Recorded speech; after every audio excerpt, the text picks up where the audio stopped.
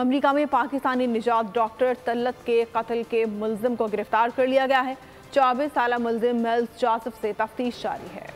America में Pakistani doctor का बहिमाना कत्ल, कम्युनिटी सदमे का शिकार, मुलजिम कानून की गिरफ्त में आ गया। मुलजिम ने चाइल्ड स्पेशलिस्ट डॉक्टर तलत जहां पर दिन दिहाड़े उनके अपार्टमेंट के सामने हमला किया। तलवार के पै दर पे वार के बाद मौत के घाट उतार दिया। पुलिस ने हमला करने वाले 24 साल मुलजिम माइल्स जोसेफ को गिरफ्तार कर लिया। पुलिस ने खदशा जाहिर किया है कि ये नफरत पर मबनी जुर्म है जिसकी तहकीकात की जा रही है। मस्जिदुल अंसार इस्लामिक सेंटर ने मकतूला के अहले खाना से ताज़ियत का इजहार करते हुए दीगर अरकान को चौकस और बाखबर रहने की तलकीन की है। डॉक्टर तलत रवां साल जुलाई में टेक्सास मुंतकिल हुई थीं। उनका ताल्लुक कराची से है।